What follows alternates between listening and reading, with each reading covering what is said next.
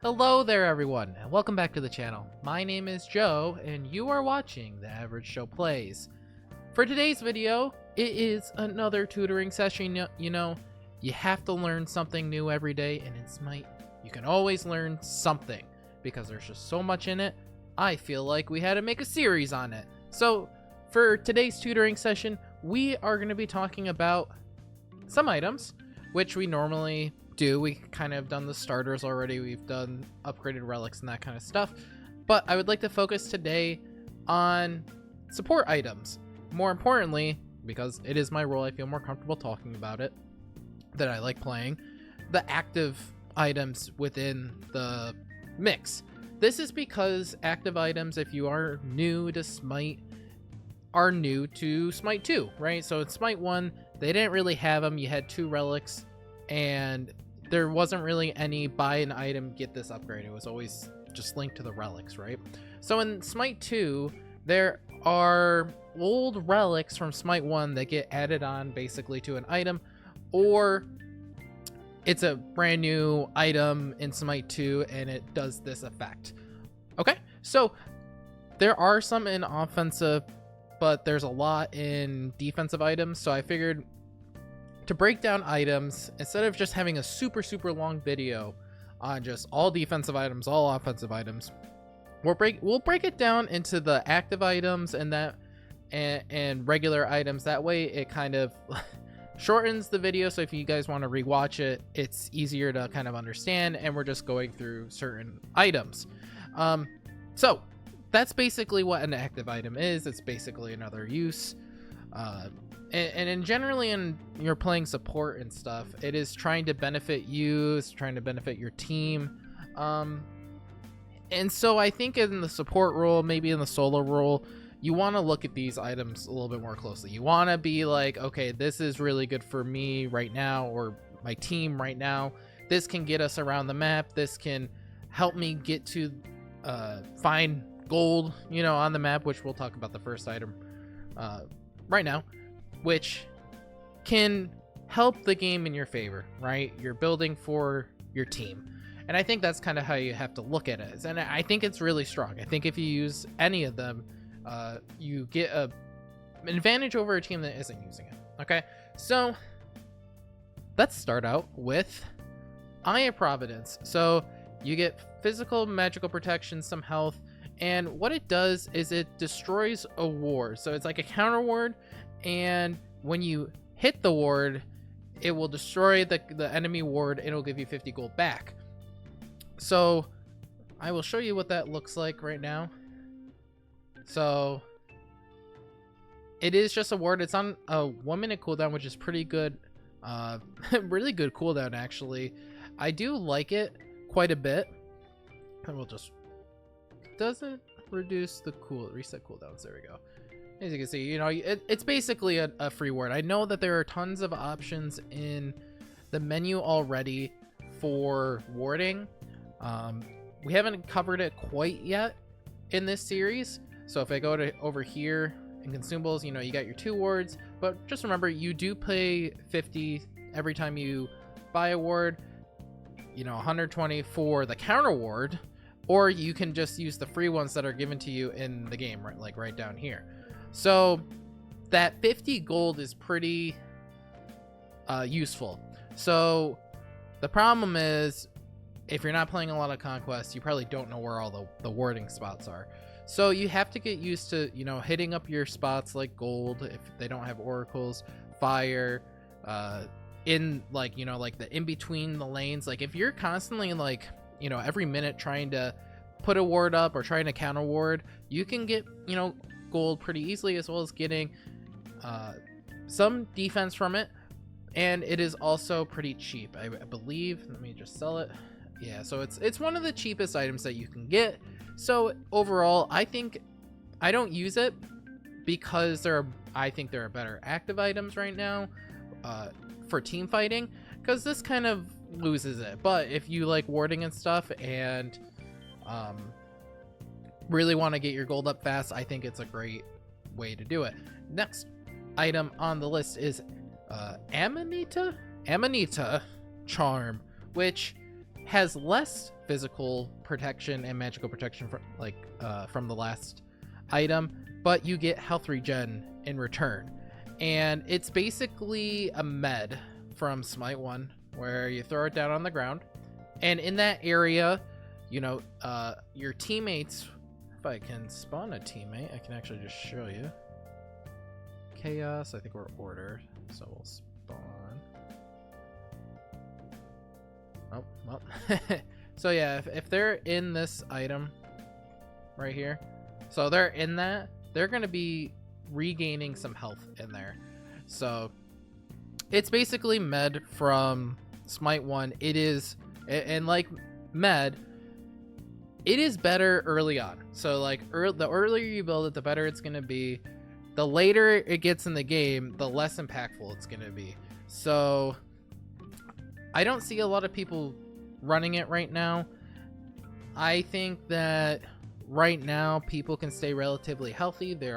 If you want to do more healing kind of builds and that kind of stuff, I probably wouldn't go this. I would go more defensive items and rely on your ability heals a lot more than something that's going to be on cooldown, especially when, I don't know, just in lane, I would rather be more, I guess, defensive overall than only getting 15 physical, 15 magical. That's really low in comparison to something where, like, if you're building Spectral, which is less, yeah, a little bit less, you get 30 physical right then and there, which leads us into a different discussion about why I wouldn't buy this item, is Stampede. I think Stampede is the best support active item in the game. It is basically a free get out of jail free run, right? Slowing someone can be devastating, you know, like that whole enemy team can get up to that person that is slowed. So you and your teammates, whoever's in the circle when you use it, get slow immunity and gets 60% movement speed. So, and it slows down over time. However, it is basically a great like you can start and engage a fight with it. You can peel off, you can run away with your teammate, you can save someone with it. You can reposition yourself in a team fight. So if you realize that you're in a bad position and can get killed, you can pop it. One or two of your teammates might be in the area and they're just going to be attacking, where you can reposition yourself, and hopefully if you're a support player, you won't die and your abilities come up again, right? So on top of that, why is this better than the other two? Well, you get more health regen and it's just straight 30 physical protections, right? Like this one kind of splits it up and you get less health regen. I guess that's because you're probably getting the heals off of it already, like the item already, but you're not going to be using it, right? So I'd rather take this item all day. You can get way more people to safety this way, and you can build it almost anytime. Like it doesn't drop in usefulness, you know, as the game goes on. It is consistent throughout. It is very good. You can build it first, you can build it last. Like if you're building solo, if you don't know what to go last, I'll go Stampede. Nothing's better than a team that has two Stampedes, in my opinion, right? It's just very good. I can't remember what the Smite 1 item is that just helped you sprint. Is it like Heavenly Wings might have been the whatever it is, but it's basically that tied in the item. It is very, very strong. I'll show it off so you guys can see it. All right. And the other thing, so you can see it right there, let me level up Guan. I don't know if this is true or not for everything, but like if I'm in Guanalt and I hit Stampede, I can just sprint, which is, I don't know if that's for every god. I don't know if I think it's just for the god that is in Stampede, but you can basically hit an ability, hit Stampede, and if you get movement speed, it stacks on top of that. So, you know, if I'm chasing down an enemy as Guan Yu, I'll hit the Stampede so I can get into the stun, right? And then my team can catch up with me because they are already running, and they should be able to dogpile onto that character. or whoever we're targeting. So let's get rid of, oh, one thing that I'll show you guys. One thing that does happen with active items, and this is why you can't just go 6 items for active items, is that when you build 3, that is the maximum amount of active items that you can get. So as you can see right here, right down here, all my spots are filled up, right? And if you try to go that item, you can only get to like the 2nd tier or the 1st tier item. So you literally cannot buy the item. So it does matter. You're like, well, you're saying all these items are good. Like why can't I just buy all of it? It's because it won't let you, right? And then you run into the dilemma of what is better than the rest, right? And that's what you have to decide. It's your playstyle as a support that makes it mesh well with you. So I think some of them come to player preference. Other ones should just be like a always. I would always say Stampede is a always. So, and then, you know, like these are situational. If you really know what you're doing with warding, go Eye of Providence. There's nothing wrong with that. And moving into the next item, which is Pharaoh's Curse, this is definitely an item that doesn't get built a lot. It is basically, it gives you attack speed, and it is like your anti-attack speed kind of horrific. It was horrific in Smite 1 basically, and it reduces shields, it reduces movement speed, it reduces attack speed. So if they're going a bunch of attack speed kind of gods, and I guess I don't think it's necessarily anti-shield, but I think it's way more anti-attack speed. So if like you're all clustered together and you somehow manage to pop it off and you get that debuff, it's really, really strong. I mean, it's also on a 45-second cooldown, so it's not too bad. So as you can see, you just have to kind of walk into it, right? Problem is you're not getting as wrong button. You're not getting as many protections, as well as attack speed isn't going to be as good as on a support as regen, right? So I'm sure you can work this in. It is definitely not one of the ones you want to build all the time. If they are very annoying and they happen to be very good at one of those things, I would say maybe throw it in, you know, but it's definitely not one of the top tier actives that you would want to go as a support.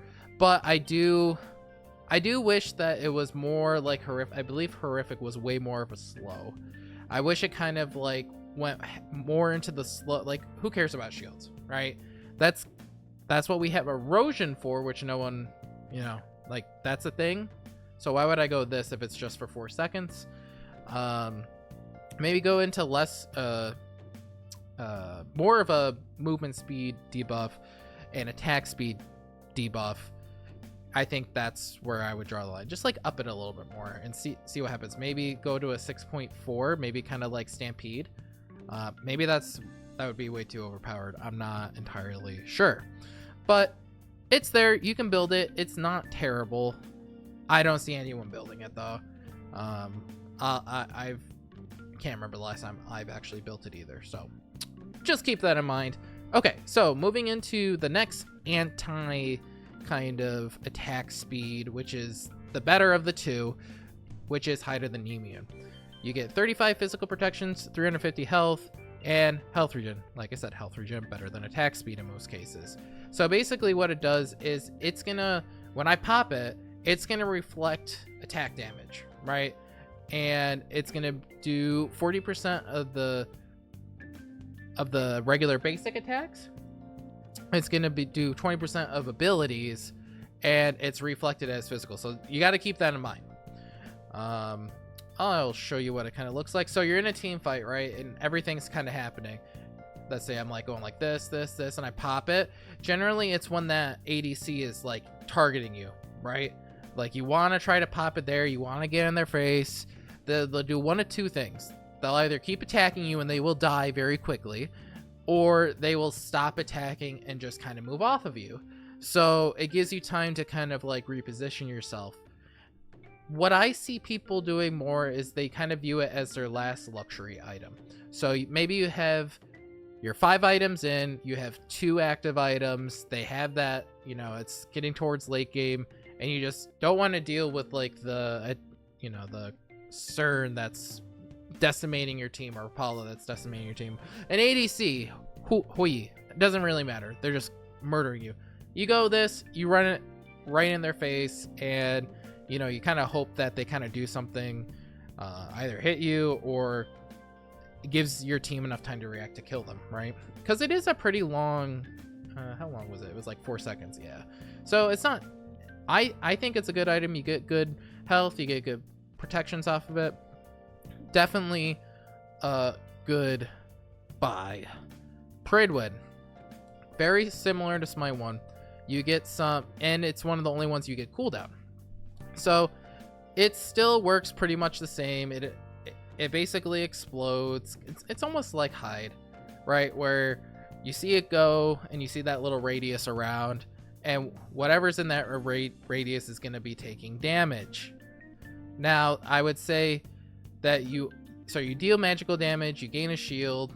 It is basically the same exact thing. When the shield expires or breaks, it explodes again, blah, blah, blah. So I'm basically viewing this as the magical version of Hide, right? And it's just working a little bit differently. And if you're going a more cooldown build and you want to be hitting more abilities, I would say go this over Hide. But fundamentally, they work the same. Now here comes the fun items. So Ragnarok is basically a Sir ult from Smite 1. And it's not as good as I want it to be. So basically what you can do is you can launch yourself, and there's a little bit of wind up time, right? So I'm winding up, I chose my spot, and I'm up and I'm down, and gods are knocked up if you hit them. So let me try, I'll try that again. I'll spawn Ymir right there. I'm gonna hit reset on cooldowns, and I'm gonna look like an absolute novice. Okay, nope. I swear to God, I hit tab on that. Jeez. All right, so he's right there. So I'm gonna aim on him. All right, there's a charge up. I believe if you get hit in that charge up. Oh, he's on my team. We did not see that. I apologize. Wow. Anyway, let's try that again. So if you get hit during that charge up phase, it will stop. There's the knock up, finally. It will stop it, right? And you can just launch yourselves across the map. You know, it's a kind of a gimmicky item, honestly. Let's go back to the stats on it. 45 physical protection is not terrible. Health, but it is on a much longer cooldown than, you know, 14 seconds. It's 140 seconds is a long time. I just don't feel like you get like a very good use over and over and over again, and it's going to be in that last spot. You're not going to build it first, or like as your first active or second active.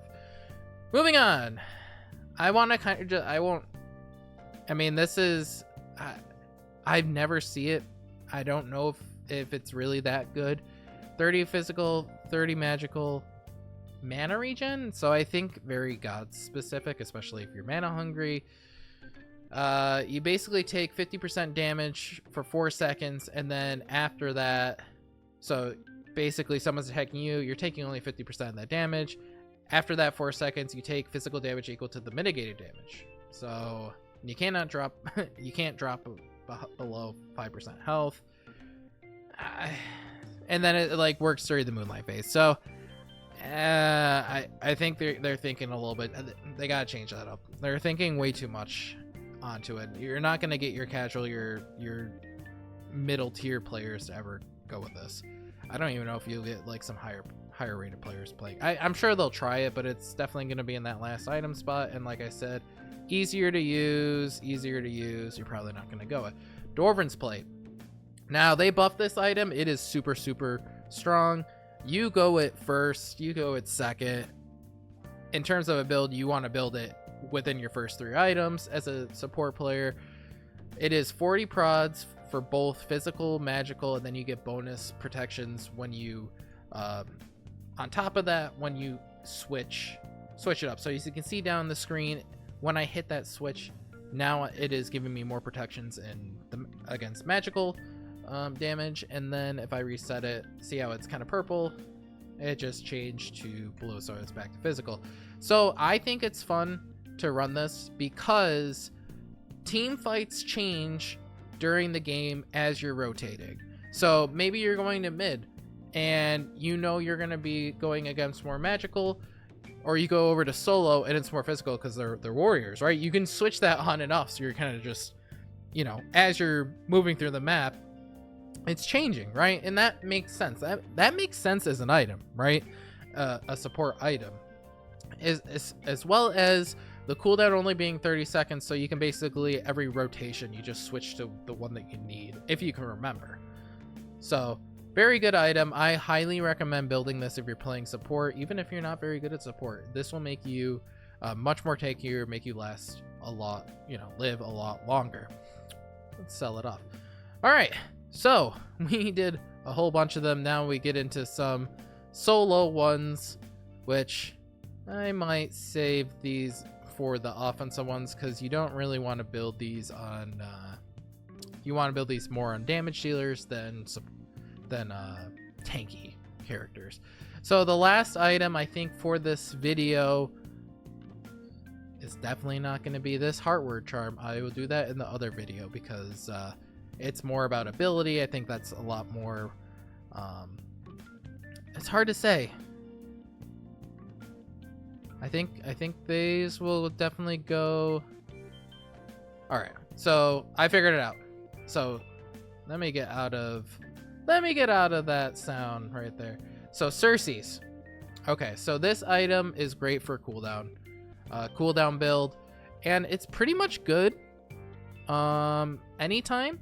I would say if it, depending on the god, probably depends on where you build it. You basically get cooldown, you get health regen, but you get a free beads. All right, and what the free beads looks like is, well, if I can tab correctly, you look like a pig, right? Pretty neat. And so it also does a knock up, so let's get that enemy Amir out here. Look, so you get a little bit of a knock up, so you can kind of use it as an engage, you can use it as a runaway, you can use it as a beats, you know, like I'm getting ulted by an Ares and you can pop it and it still works pretty much like a free beats. 40%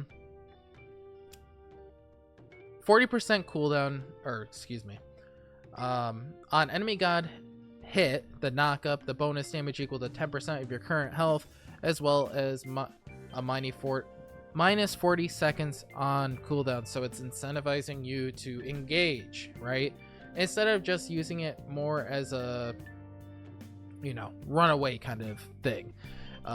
Dash forward, dealing 50 physical damage, CC immune, 60, and you get plus 60 physical and magical protections. Okay, that's on when you're in the pig. So I think it's a good item. I remember when it first came on the scene, I was like, is this really that good?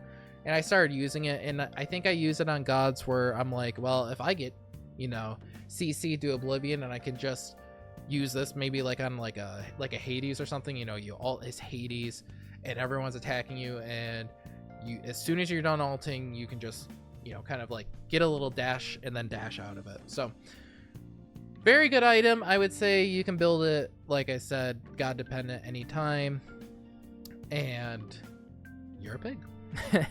So I think I know you guys are looking at that life binder, you're like, why are you not putting life binder in it? That's because I think it's way more of like a damage solo type item, and that will come into the next video on more attack based active items. All right, so there you have it. That is my list for support, not list, my Tutoring Tuesdays, my lesson, my lecture on support active items. Let me know what you guys think down in the comments, what you would want to see next in this series. I'm kind of just going in chronological order of, you know, like builds, and then maybe get into some positioning on the map, that kind of stuff. And I'm just having a good time doing it anyway. So remember to like the video. I cannot do it for you. It really does help the channel grow. It pushes this stuff out to more people that want to learn the game, right? It pushes out to people that are actively looking for it or people that just like Smite in general. So hit that like button, and also if you want to be up to date with this series, you have to be subscribed to the channel. I cannot do that for you. I have faith that my loyal, I was also told I have the most loyal fan base, so the loyal fan base tells you to hit the subscribe button if you haven't already. So as always, have a great one wherever you are, and I will see you all in the next video. Peace. Hey there, my basement dwelling gamers. Thank you for making it to the end of the video. You are really, really, really neat. If you are just wandering in and are new to the channel, I make some cool videos of video games and collecting, whatever I'm in the mood for. If you want to stay up to date with me, please consider hitting that subscribe button and pressing the notifications so you can know exactly when the next video drops. If you like today's video, why not just hit that like button so we can reach the hearts of more people, and of course, drop a comment down below. Alright friends, this is the Average Joe saying have a great one wherever you are, and I'll see you all in the next video. Peace.